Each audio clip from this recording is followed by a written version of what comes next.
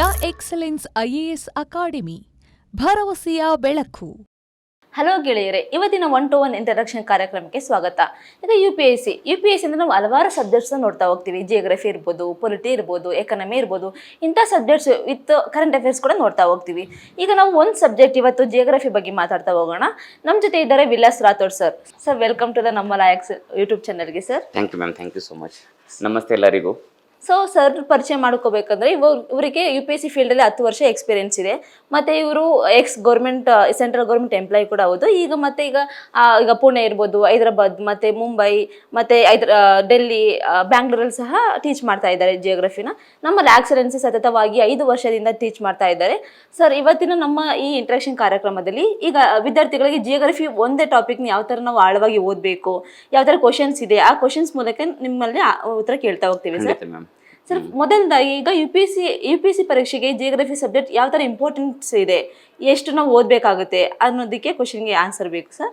ಖಂಡಿತ ಮ್ಯಾಮ್. ಹೆಂಗಂದ್ರೆ ನಾವು ಇವಾಗ ಪ್ರಜಾಪ್ರಭುತ್ವದಲ್ಲಿ ನಾವು ಯಾವ ರೀತಿಯಾಗಿ ಡೆಮೋಕ್ರಸಿಗೆ 3 ಮುಖ್ಯವಾದಂಥ ಪಿಲ್ಲರ್ಸ್ಗಳಿದ್ದಾವೋ, ಅಂದರೆ ಲೆಜಿಸ್ಲೇಚರು, ಎಕ್ಸಿಕ್ಯೂಟಿವ್ ಮತ್ತೆ ಇನ್ನೊಂದು ಜುಡಿಷಿಯರಿ ಅಂತ. ಈ 3 ಪಿಲ್ಲರ್ ಇದ್ದುದರಿಂದಲೇ ಇವತ್ತು ನಮ್ಮ ಪ್ರಜಾಪ್ರಭುತ್ವ ಇಷ್ಟೊಂದು ಯಶಸ್ವಿ ಆಗಿರೋದು ಮ್ಯಾಮ್. ಅದೇ ರೀತಿಯಾಗಿ ಇವತ್ತು ಯು ಪಿ ಎಸ್ ಸಿ ಅಲ್ಲಿ ಕೂಡ ಆಗಿರಬಹುದು, ಸಕ್ಸಸ್ ಆಗ್ಬೇಕಂದ್ರೆ ನಾವು 3 ಮುಖ್ಯವಾದ ಪಿಲ್ಲರ್ಸ್ ಅಂತ ಕರಿತೀವಿ.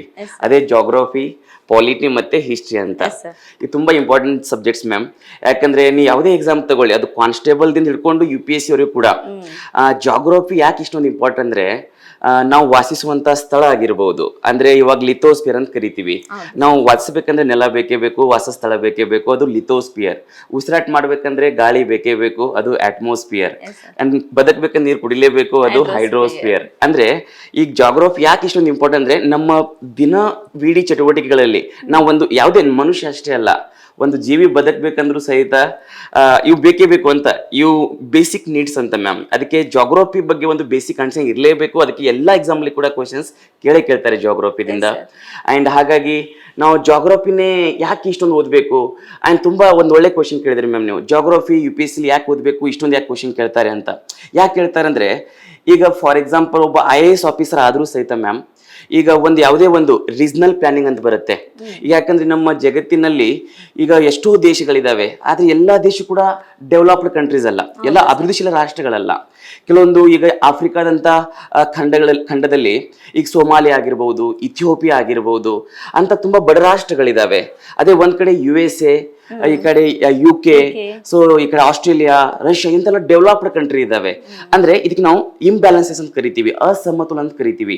ಈ ಒಂದು ಅಸಮತೋಲನ ಅರ್ಥ ಮಾಡ್ಕೊಂಡು, ಇದು ಯಾಕೆ ಅಸಮತೋಲನ ಆಗಿದೆ ಮ್ಯಾಮ್ ಅಂದ್ರೆ, ಈಗ ರಿಸೋರ್ಸಸ್ ಅನ್ನೋ ಟಾಪಿಕ್ ಬರುತ್ತೆ ಮ್ಯಾಮ್. ರಿಸೋರ್ಸಸ್ ಅಂದ್ರೆ ಸಂಪನ್ಮೂಲಗಳು ಅಂತ.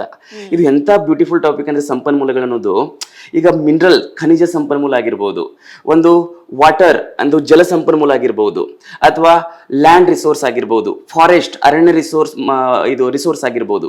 ಇವೆಲ್ಲ ರಿಸೋರ್ಸ್ ಏನಾಗಿರ್ತಾವೆ ಅಂದ್ರೆ ಅನ್ಇಕ್ವಲ್, ಅಂದ್ರೆ ಅಸಮನಾಗಿ ಹಂಚಿಕೆ ಆಗಿರ್ತವೆ. ಹಾಗಾಗಿ ಅದರ ಒಂದು ಆಳವಾದ ಅಧ್ಯಯನ ಮಾಡಿದ್ರೆ ನಮ್ಗೆ ಅಟ್ಲೀಸ್ಟ್ ಗೊತ್ತಾಗತ್ತೆ ಯಾವ ಪ್ರದೇಶ ಅಭಿವೃದ್ಧಿ ಆಗಿದೆ, ಎಲ್ಲಿ ಅಭಿವೃದ್ಧಿ ಮಾಡಬೇಕಾಗಿದೆ. ಅದೊಂದು ರೀಜನಲ್ ಪ್ಲಾನಿಂಗ್, ಒಂದು ಪ್ರಾದೇಶಿಕ ಒಂದು ಯೋಜನೆ ಮಾಡಕ್ಕೆ ತುಂಬಾನೇ ಹೆಲ್ಪ್ ಆಗುತ್ತೆ. ಅದು ಯಾವ್ದಂದ್ರೆ ಜಾಗ್ರಫಿ. ಅಂಡ್ ಇನ್ನೊಂದೇನಂದ್ರೆ, ಈಗ ನಾವು ಎಲ್ಲ ಬದುಕೋದು ಒಂದು ಡಿಗ್ರಿ ಇದ್ರೆ ಬದುಕಾಗಲ್ಲ ಮ್ಯಾಮ್, ಒಂದು ದುಡ್ಡು ಇದ್ರೆ ಬದುಕಾಗಲ್ಲ. ಬದುಕಬೇಕಂದ್ರೆ ಅನ್ನ ಬೇಕೇ ಬೇಕು.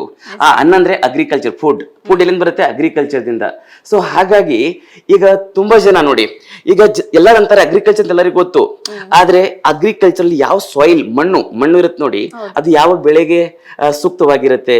ಈಗ ತುಂಬಾ ಜನ ಈಗ ಕಾಟನ್, ಈ ಕಡೆ ಮಹಾರಾಷ್ಟ್ರ ಕಡೆ ಎಲ್ಲ ಹೋದ್ರೆ, ಗುಜರಾತ್ ಕಡೆ ಹೋದ್ರೆ ಕಾಟನ್, ಹತ್ತಿ ತುಂಬಾನೇ ಬೆಳೆಸ್ತಾರೆ. ಬಟ್ ಬ್ಲಾಕ್ ಸಾಯಿಲ್ ಬೆಳೆಸ್ತಾರೆ ಮ್ಯಾಮ್. ಬಟ್ ಅಲ್ಲಿ ಯಾಕೆ ಬೆಳೆಸ್ತಾರೆ ಅಂತ ತುಂಬಾ ಜನರಿಗೆ ಗೊತ್ತಿಲ್ಲ. ಬಟ್ ತುಂಬಾ ಜನ ಅನ್ಕೊಂಡಿರ್ತಾರೆ, ಈಗ ಯು ಪಿ ಎಸ್ ಸಿ ಓದವ್ರಿಗೆ, KPSC ಓದವ್ರಿಗೆ ಗೊತ್ತಾಗುತ್ತೆ ಇದು ಯಾಕೆ ಅಂತ. ಬಟ್ ತುಂಬಾ ಜನರಿಗೆ ಒಂದು ಸಾಮಾನ್ಯ ತಿಳುವಳಿಕೆ ಏನಂದ್ರೆ, ಮಹಾರಾಷ್ಟ್ರದಲ್ಲಿ ಮುಂಚೆಯಿಂದನೇ ಬೆಳೆಸ್ತಾರೆ, ಅದಕ್ಕೆ ಬೆಳೆಸ್ಕೋದ್ ಬಂದ್ಬಿಟ್ಟವ್ರೆ ಅಂತ ಅವ್ರು ಅನ್ಕೊಂಡಿರ್ತಾರೆ.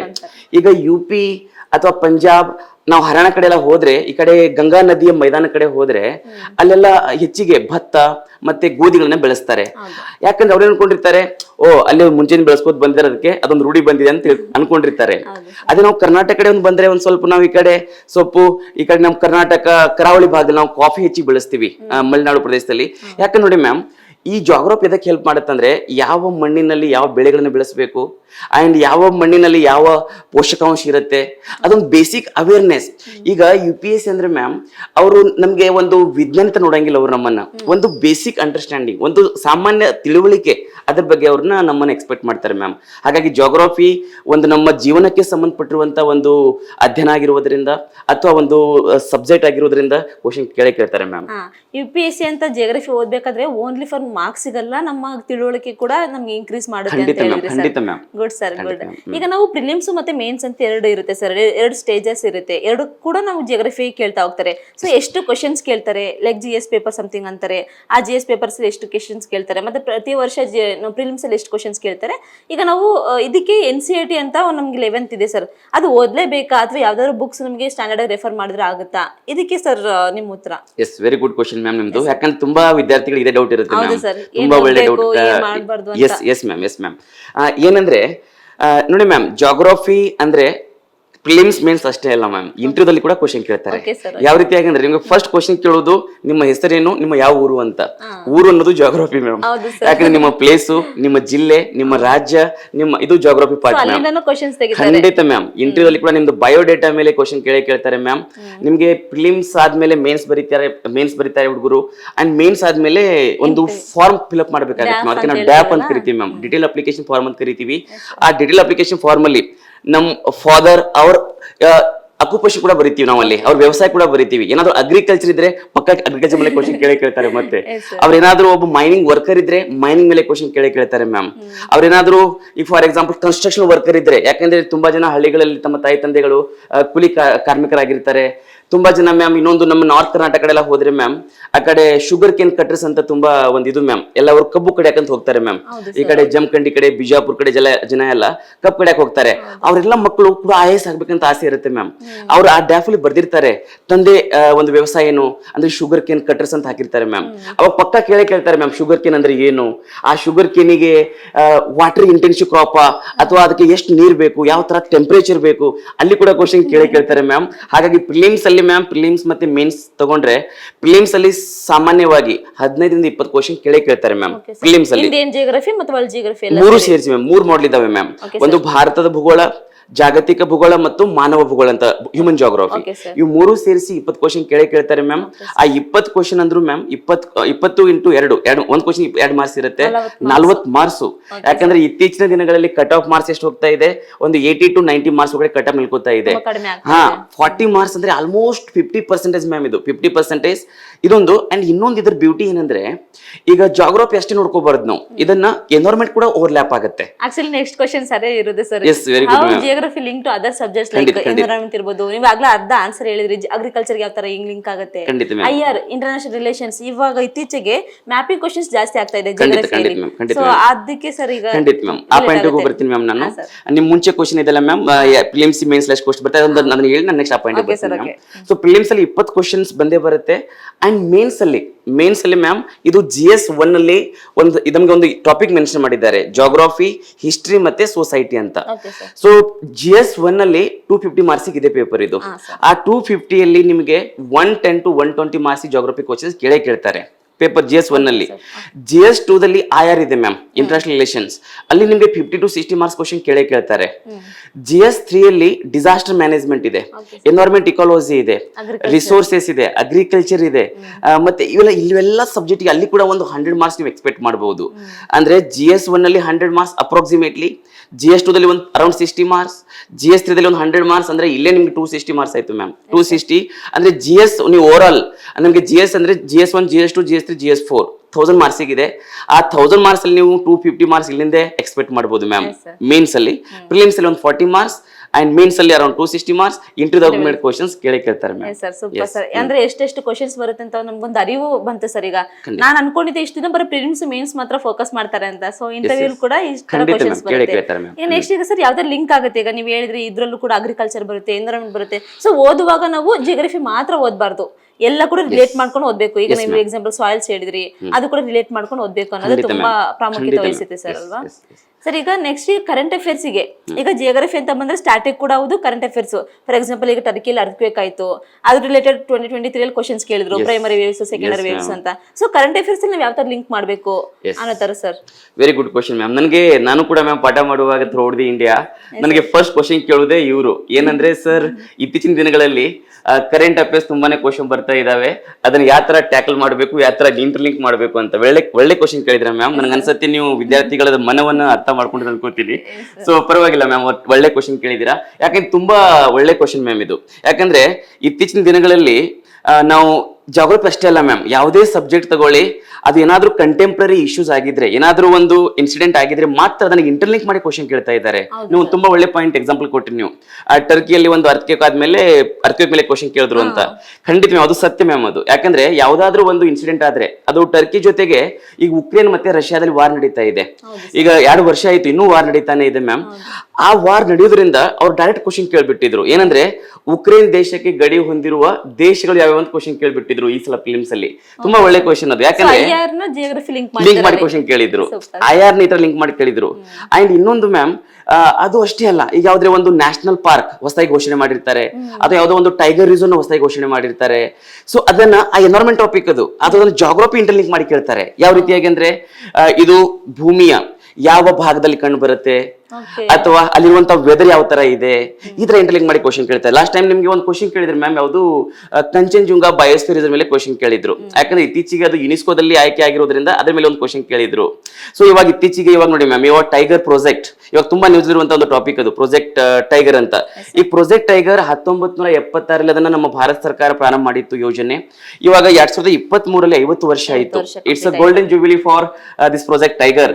ಅದಕ್ಕೆ ಪಕ್ಕ ಮ್ಯಾಮ್ ಅವರು ಇದು ಎನ್ವೈರನ್ಮೆಂಟ್ ಟಾಪಿಕ್ ಆಗಿರಬಹುದು, ಬಟ್ ಜಾಗ್ರಫಿ ಆತ ಇಂಟರ್ಲಿಂಕ್ ಮಾಡಬಹುದು. ಅಂದ್ರೆ ಈಗ ನಮ್ಮ ಭಾರತದಲ್ಲಿ ಅತಿ ಹೆಚ್ಚು ಟೈಗರ್ಸ್ ಹೊಂದಿರುವಂತ ರಾಜ್ಯ ಮಧ್ಯಪ್ರದೇಶ ಆಗಿದೆ.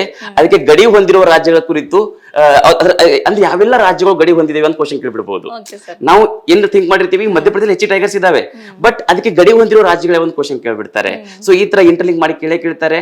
ಅಂಡ್ ಇನ್ನೊಂದು ಮ್ಯಾಮ್, ಈಗ ಇವಾಗ ಕಾವೇರಿ ರಿವರ್ ಡಿಸ್ಪ್ಯೂಟ್ ಇದೆ, ಈಗ ತಮಿಳುನಾಡು ಕರ್ನಾಟಕ ಡಿಸ್ಪ್ಯೂಟ್ ನಡೀತಾ ಇದೆ. ಇದೊಂದು ಪೊಲಿಟಿಕಲ್ ಟಾಪಿಕ್ ಆಗಿರ್ಬೋದು, ಬಟ್ ರಿವರ್ ಅನ್ನೋದು ಜಾಗ್ರಫಿ, ಆ ಇಶ್ಯೂ ಇಂಟರ್ ಸ್ಟೇಟ್ ರಿಲೇಷನ್ ಅನ್ನೋದು ಪಾಲಿಟಿ, ಬಟ್ ರಿವರ್ ಅನ್ನೋದು ಇದು ಜಾಗ್ರಫಿ. ಸೊ ಈ ತರ ಇಂಟರ್ಲಿಂಕ್ ಮಾಡಿ ಕ್ವಶನ್ ಕೇಳ್ತಾರೆ ಮ್ಯಾಮ್. ಸೊ ಹಾಗಾಗಿ ಇದೊಂದು ಎಕ್ಸಾಮ್ ಅನ್ಬಹುದು, ಅಥವಾ ಇದೊಂದು ಸಬ್ಜೆಕ್ಟ್ ಅಂತದಂದ್ರೆ, ಇವಾಗ ಇನ್ನೊಂದು ಎಕ್ಸಾಂಪಲ್ ಮ್ಯಾಮ್ ನಿಮ್ಗೆ, ಈಗ ಇತ್ತೀಚೆಗೆ ಒಂದು ಬಿಪರ್ಜಾಯ್ ಸೈಕ್ಲೋನ್ ನಮ್ಮ ಭಾರತದ ಪಶ್ಚಿಮ ಭಾಗದಲ್ಲಿ ಬಂದಿತ್ತು, ಅರಬ್ಬಿ ಸಮುದ್ರದಲ್ಲಿ ಬಂದಿತ್ತು, ಯಾವುದು ಬಿಪರ್ಜಾಯ್ ಅಂತ. ಈಗ ಅದೇ ತರ ಅದನ್ನ ಇಂಟರ್ಲಿಂಕ್ ಮಾಡಿ ಕೂಡ ಅವ್ರು ಕ್ವಶನ್ ಕೇಳಬಹುದು. ಸೊ ಯಾವೆಲ್ಲ ರಾಜ್ಯಗಳಿಗೆ ನಷ್ಟವಾಯಿತು, ಅಥವಾ ಬಿಪರ್ಜಾಯ್ ಸೈಕ್ಲೋನ್ ಹೆಸರು ಕೊಡುವಂತ ಒಂದು ಸಂಸ್ಥೆ ಯಾವುದು, ಏನೋ ಒಂದು ಇಂಟರ್ಲಿಂಕ್ ಮಾಡಿ ಕೇಳ್ತಾರೆ ಮ್ಯಾಮ್. ನಿಜ ಸರ್. ಈಗ ಒಂದ್ ಸಬ್ಜೆಕ್ಟ್ ಅನ್ನ ಓದ್ಬೇಕಂದ್ರೆ ಕ್ಯೂರಿಯಾಸಿಟಿ ಹೆಂಗ್ ಬರುತ್ತೆ. ಖಂಡಿತ ನಿಜ ಸರ್. ಈಗ ನಾವು ಡೈಲಿ ಬೇಸಿಸ್ ಅಲ್ಲಿ ಅನಾಲಿಸಿಸ್ ಮಾಡ್ತಾ ಹೋಗ್ತೀವಿ, ಯಾವ ತರ ಅಪ್ಲೈ ಮಾಡ್ಬೋದು ಅಂತ. ಸರ್ ಇನ್ನೊಂದು ಕ್ವಶನ್ ಅಂದ್ರೆ, ಈಗ NCERT ಈಗ 11th NCERT ತುಂಬಾ ಇಂಪಾರ್ಟೆಂಟ್ ಅಂತಾರೆ. NCERT ಯಾವ ತರ ಪ್ರಾಮುಖ್ಯತೆ ವಹಿಸುತ್ತೆ ಜಿಯೋಗ್ರಫಿ ಓದ್ಲಿಕ್ಕೆ, ಮತ್ತೆ ರಿಸೋರ್ಸಸ್ ಯಾವ ತರ ಸ್ಟೂಡೆಂಟ್ಸ್ಗೆ ತುಂಬಾ ಗೊಂದಲ ಇರುತ್ತೆ ಸರ್, ನಾನು ಎಷ್ಟು ಓದ್ಬೇಕು, ಯಾವ ತರ ಮಾಡ್ಕೋಬೇಕು ನೋಟ್ಸ್ ಮೇಕಿಂಗ್. ಈಗ ಮ್ಯಾಪಿಂಗ್ ಅಂತ ಬಂದ್ರೆ ಅಟ್ಲಾಸ್ ಓದ್ಲೇಬೇಕು, ಆ ಅಟ್ಲಾಸ್ ನ ಯಾರು ಕೂಡ ಅದನ್ನ ಚೇಂಜ್ ಮಾಡ್ಲಿಕ್ಕೆ ಆಗೋದಿಲ್ಲ. ಸೊ ಅದ್ರ ಬಗ್ಗೆ ಏನ್ ಹೇಳ್ತೀರಾ ಸರ್ ನೀವು? ಎಸ್, ಖಂಡಿತ ಮ್ಯಾಮ್. ಯಾಕಂದ್ರೆ ನೋಡಿ ಮ್ಯಾಮ್, ಎಲ್ಲಾ ಸಬ್ಜೆಕ್ಟ್ ತುಂಬಾ ಜನ ವಿದ್ಯಾರ್ಥಿ, ಇದು ಕೂಡ ಒಂದು ಫಸ್ಟ್ ಪ್ರಿಯಾರಿಟಿ ಕ್ವಶನ್, ಇದು ಏನು ಓದ್ಬೇಕು ಅಂತ. ಓದುವಂತ ಶಕ್ತಿ ಇದೆ, ಬಟ್ ಏನು ಓದ್ಬೇಕು ಅಂತ ಗೊತ್ತಿರಂಗಿಲ್ಲ ಮ್ಯಾಮ್. ಒಳ್ಳೆ ಕ್ವಶನ್ ಇದು. ಬಟ್ ಬೇರೆ ಸಬ್ಜೆಕ್ಟ್ ಗೆ ಈಗ ನಾವು ಪಾಲಿಟಿ ಅಂದ್ರೆ ಫಸ್ಟ್ ಎಲ್ಲರಿಗೆ ಬಯಲು ಬರೋದು ಲಕ್ಷ್ಮೀಕಾಂತ್ ಅಂತ, ಬಟ್ ಜಾಗ್ರಫಿಗೆ ಅಂತವುದು ಬುಕ್ಸ್ ಇದಾವೆ, ಬಟ್ ಅಷ್ಟೊಂದು ಒಳ್ಳೆ ಬುಕ್ಸ್ ಇಲ್ಲ ಮ್ಯಾಮ್. ಅದಕ್ಕೆ NCERT is the main source ma'am. ಜಾಗ್ರಫಿಗೆ ಬಂದ್ರೆ NCERT is the main source. 6ನೇ ಕ್ಲಾಸ್ನಿಂದ 12ನೇ ಕ್ಲಾಸ್ NCERT ತುಂಬಾ ಒಳ್ಳೆ NCERT ಮ್ಯಾಮ್.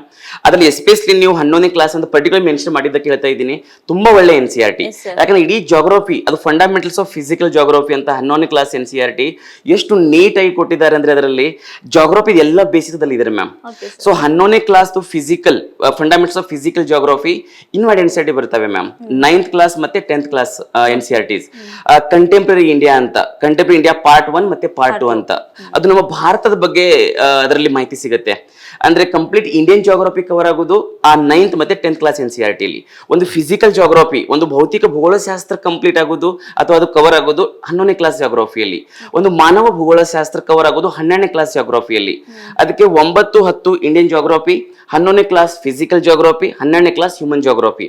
ಇವು 4 NCERT ಒಂದ್ ಯಾವ ತರ ಅಂದ್ರೆ ಅದು ನಮ್ಮ ಹತ್ರ ಇರ್ಲೇಬೇಕು, ಅದು ಓದ್ಲೇಬೇಕು ಮ್ಯಾಮ್. ಈ ಸರ್ ನಿಮ್ಮ ಕ್ಲಾಸಲ್ಲಿ ಕೇಳ್ತಾ ಇರ್ತೀವಿ ಸ್ಟೂಡೆಂಟ್ಸ್ ಅಲ್ಲಿ ಕುತ್ಕೊಳ್ಳೋಕೆ ಚೇರೇ ಇರೋದಿಲ್ಲ ಅಂತ ಹೇಳ್ತಿರ್ತಾರೆ. ಅಷ್ಟು ನಿಮ್ಮ ಕ್ಲಾಸ್ ತುಂಬಾ ಕ್ಯೂರಿಯಾಸಿಟಿ ಇರುತ್ತೆ, ನೋಟ್ಸ್ ಮೇಕಿಂಗ್ ಅಲ್ಲೇ ಮಾಡಿಸ್ತೀರಾ ಅಂತ. ನೋಡಿದ್ರೆಲ್ಲ ಸ್ನೇಹಿತರೆ, ನಾವು ನಮ್ಮ ಜಿಯೋಗ್ರಫಿ ಯಾವ ಥರ ಇಂಪಾರ್ಟೆಂಟ್ ಆಗುತ್ತೆ, ಇದು ನಾಟ್ ಓನ್ಲಿ UPSC, ಬೇರೆ ಕೂಡ ನಮ್ಗೆ ಯಾವ ಥರ ಸಬ್ಜೆಕ್ಟ್ಸ್ ಲಿಂಕ್ ಮಾಡ್ತೀವಿ, ಇದನ್ನ ಮಾತ್ರ ಓದಿದ್ರೆ ನಾವು ಎಷ್ಟು ಕ್ಲಿಯರ್ ಮಾಡ್ಲಿಕ್ಕೆ ಸಾಧ್ಯ ಆಗುತ್ತೆ ಅಂತೇಳಿ. ಸೊ ವಿಲ್ಲ ಸರ್ ಇರ್ಬೋದು, ಅವರು ಜಿಯೋಗ್ರಫಿ ಆಪ್ಷನಲ್ಸ್ ಸಹ ಮಾಡ್ತಿದ್ದಾರೆ, ಹಲವಾರು ಇನ್ಸ್ಟಿಟ್ಯೂಟ್ ಕೂಡ ವರ್ಕ್ ಮಾಡ್ತಾರೆ. ನಮ್ಮ ಲ್ಯಾಕ್ಸೆನ್ಸ್ ಕುಟುಂಬದಲ್ಲಿ ಈಗ ಒಬ್ಬರಾಗಿರೋದ್ರಿಂದ ನಮಗೆ ತುಂಬಾ ಸಂತೋಷ ಆಗುತ್ತೆ ಸರ್. ಈ ಕಾರ್ಯಕ್ರಮಕ್ಕೆ ಬಂದಿದ್ದಕ್ಕೆ ತುಂಬಾ ಧನ್ಯವಾದ sir. Thank you so much. ಧನ್ಯವಾದ.